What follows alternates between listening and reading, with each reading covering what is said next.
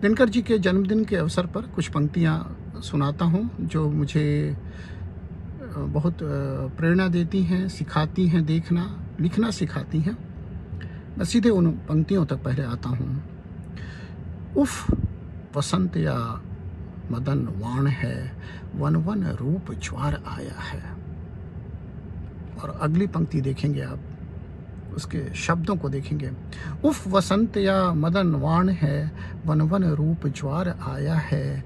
सिहर रही वसुधा रह रह कर, यौवन में उभार आया है।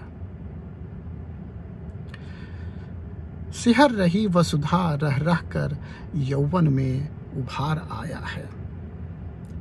एक है व्याल विजय की कुछ पंक्तियां हैं, मुझे बहुत पसंद हैं और उदात्तता को कैसे समेटते हैं, सृष्टि की रचना की उदात्तता को कैसे समेटते हैं, कितने सीधे सरल शब्दों में स्पष्ट रूप से।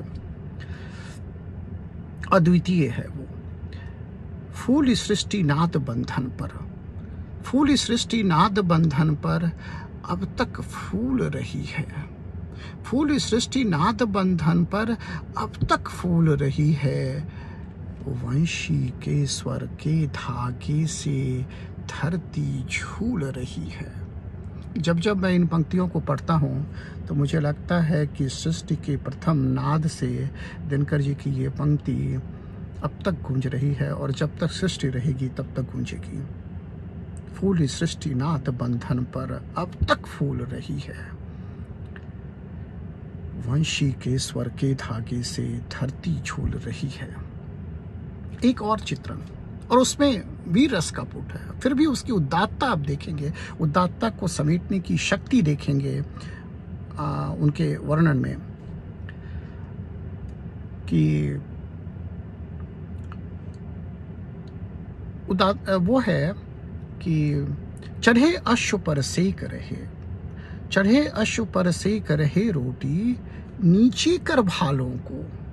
चढ़े अश्व पर सेक रहे रोटी, नीचे कर भालों को। खोज रहा मेवार आज फिर उन अलहर मत वालों को। चढ़े अश्व पर सेक रहे रोटी, नीचे कर भालों को।